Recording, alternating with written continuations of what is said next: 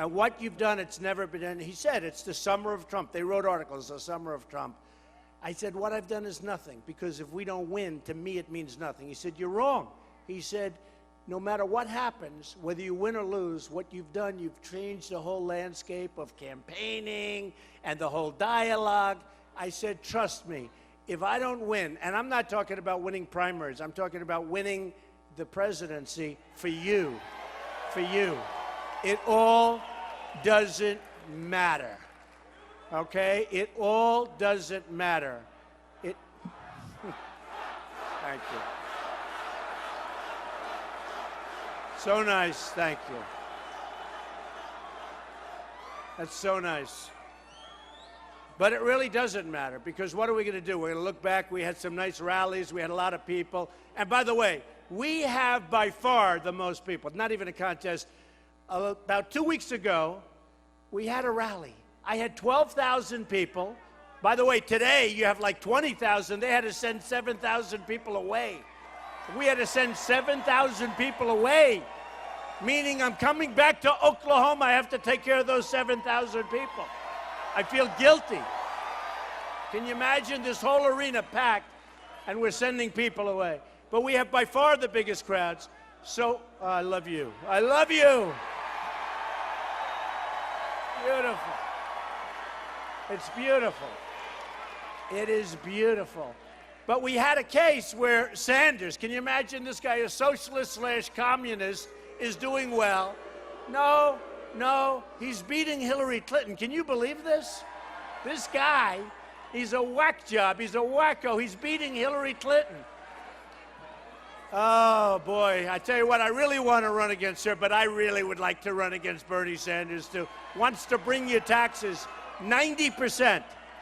Does anybody here mind paying 90% in tax? Because that's what Bernie wants to do. So I have to be careful. I don't know. If I say really bad, I might end up with her. You know, I think I probably helped him a lot recently. Who's that? Get him out of here. Go ahead. Get him out of here. Get him out of here.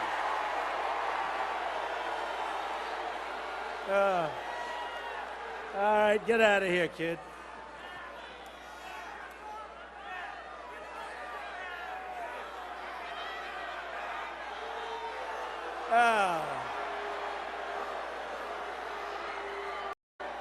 What's more fun than a Trump rally, right? Get him out of here. Out. Out. Thank you. He's not going to mess around with that guard. You go ahead. Get him out. Thank you. Good. Thank you.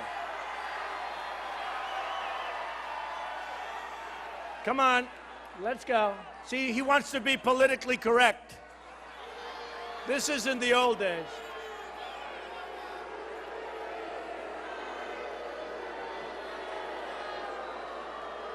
One person. And what happens is they'll be talking about, oh, there were tremendous protests. This is one person. But I like it. I hope they do a couple of more today, because the only way those cameras, which are crooked as hell, will ever turn to show this packed arena with 15,000 people is if we have a protester, right? So I love protesters. You know, I've been telling these cameras for a long time, turn around, go ahead, show the arena. I go home, my wife will say often, she'll say, were there many people? I said, we had 20,000 people in Dallas. We had 35,000 people in Mobile, Alabama. My wife will say, were there many people there? Because these cameras never show the crowds. They never show the crowds. Telling you. They never show the crowds. Look at the cameras, they're straight on. They don't show the crowds. The only time they show is when we have a protester. Look at them. They are disgusting, folks. Disgusting. Go ahead, turn the cameras. Turn the cameras. Turn the cameras. They don't move the cameras. You know why they don't move the cameras? Because they're dishonest. I won't say it. No, they're dishonest people. They really are. They're totally dishonest people. The only time they move the camera is when there's a protester because, you know, they make us look a little bad. They think, I love protesters because why don't we have a protester right up in the top of the rafters at a pack so that these guys, I never thought the cameras moved. You know, it's amazing. I never thought the cameras moved. I thought they were fixed. What do I know? And then we have a protester and they're like bent like a pretzel trying to get the protester. No, they're bad guys. I mean, take a look. You won't see it. You'll go home, you'll say, wow, what a crowd, and you'll just see Trump's face, just Trump's face. Now, I will tell you this. You hear from the roar, you say, man, that's a lot of people, okay? But we have a packed house. Amazing. Wow, amazing.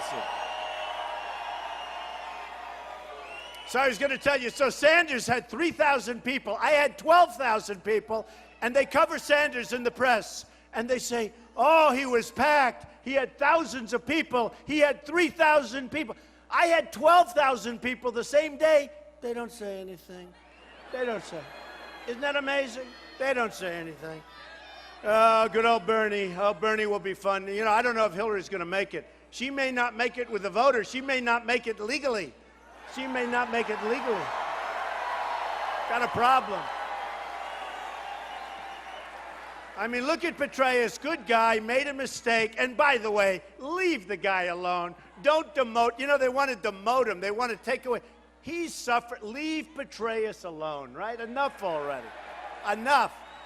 They've gone after him. They've destroyed him. And yet Hillary's flying safe, and she did 100 times worse than what he did. And you notice how positive she is about the president? You know why, right?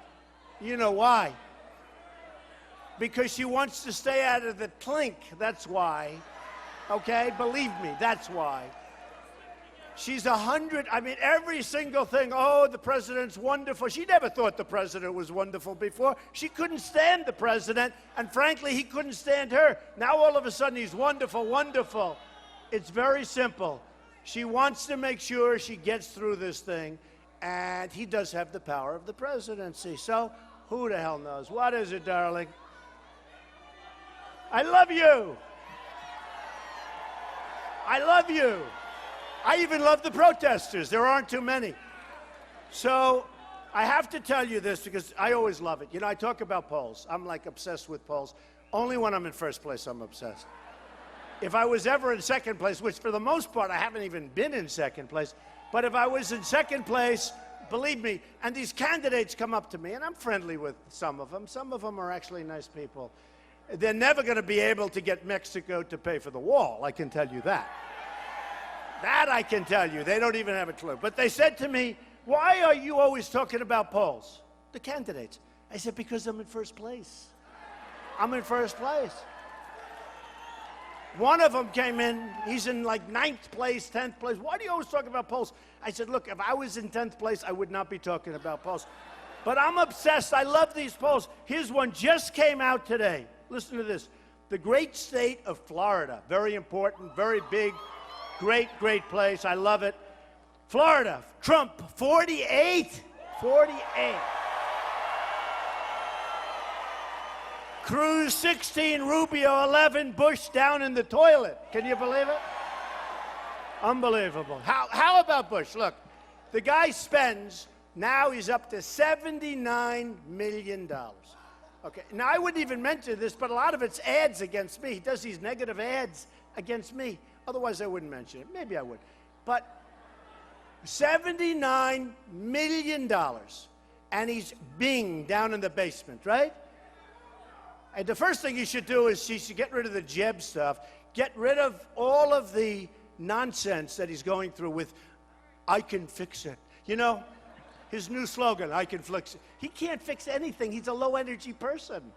Low-energy people don't get things fixed. But if he were a real politician, he'd be careful when he says, I can fix it. Because where I come from, that's dishonest. When you fix it, you're dishonest. He shouldn't say, I can fix it. Now, I think he's probably an honest guy, but a stiff. There's no question about it. But here's the thing. Here's the thing. He spent $79 million much of it in negative campaign ads against me. He's the one guy. Everybody that's hit me so far has gone down. That's going to, like with the country, that's the way, right?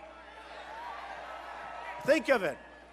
Everybody. Our wonderful governor of Texas, he comes out, he hits me so hard. I said, what did I do to him? I hardly know this guy.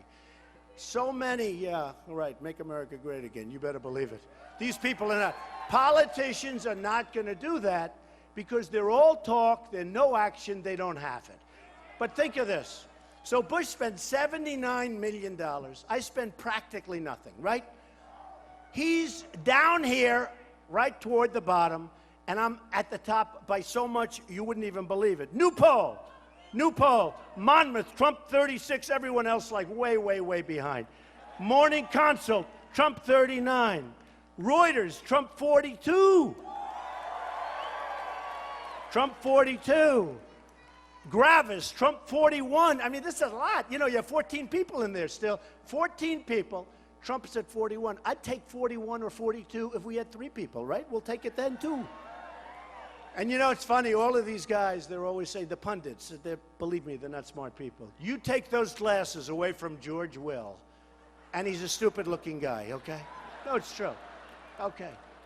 I mean, Karl Rove, this guy, he predicted, he still thinks Romney won the election. Remember the evening? No, Romney won. He won. I'm telling you, he won. They had to take him off the air in a basket. I mean, this guy, and he's everything. I had a poll that was so incredible. I was killing everybody. Like a month ago, he's on television saying, well, it can change. It doesn't mean that much. It can change. He couldn't even hold his breath. He's like a boiler waiting to explode. The hatred. And what it is establishment. Because I'm not taking anybody's money. I don't want their money. They don't control me. I'm doing what's right for you. It's the establishment. No, it's the establishment. They're very upset. I'm self-funding.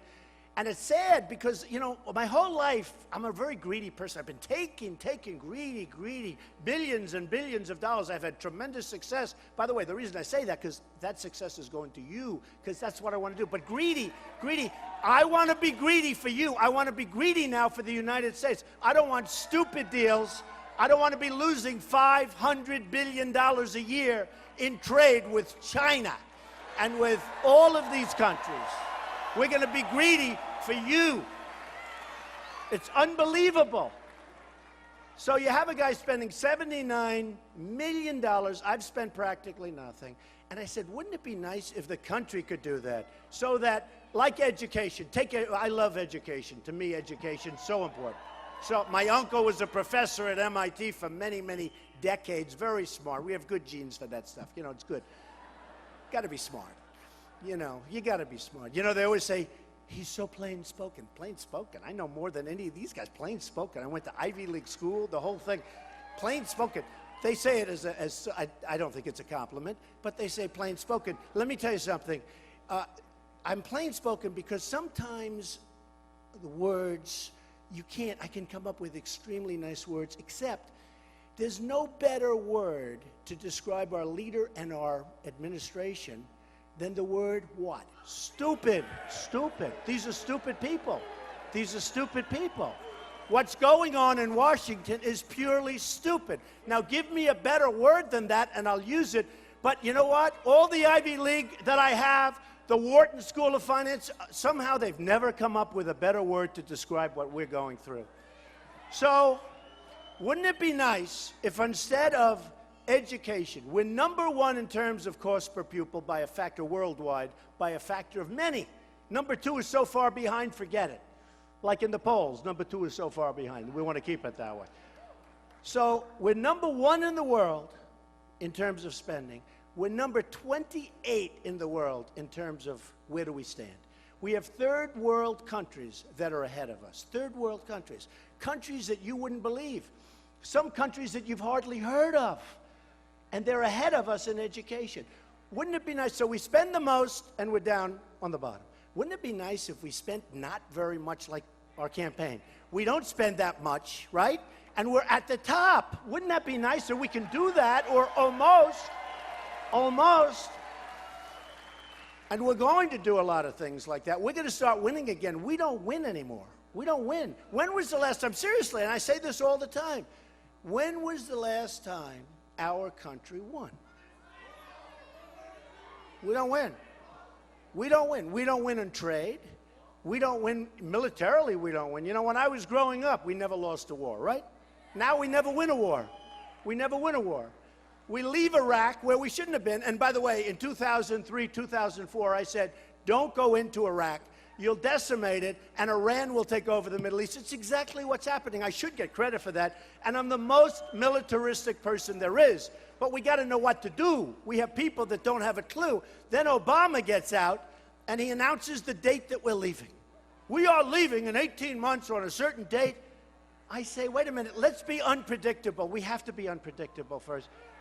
We want to be a little bit unpredictable. So what happens is the enemy pulls back, we leave, and now look at the mess we're in, right? Look at the mess we're in.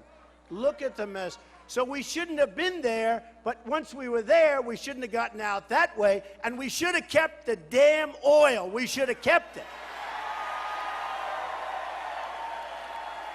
Unbelievable. These people, they're incompetent people. We have incompetent leadership at the highest level. They don't know what they're doing. They don't know what they're doing. So I said, keep the oil. Now, how long? You've been with me for a long time. Have I been saying that for 4 years, for 3 years? For years, right? We just started after Paris.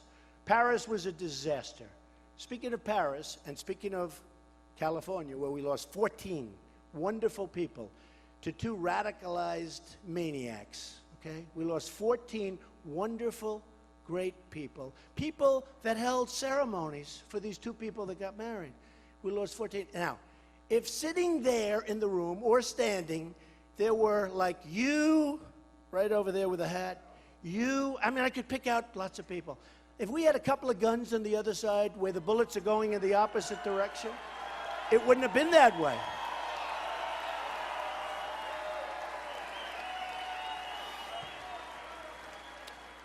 So we're going to save and protect and cherish our Second Amendment, okay? We're going to protect our Second Amendment. I mean, these people with the guns, they want to take the bullets, they want to take the guns, don't put any bullets in the magazines, we wanted this. The bad guys aren't listening, folks. The bad guys aren't listening. And we have to protect, because there is an assault on Christianity, and there's an assault on guns, there's an assault on everything that we stand for, and we're going to stop the assault, okay? We're going to stop it.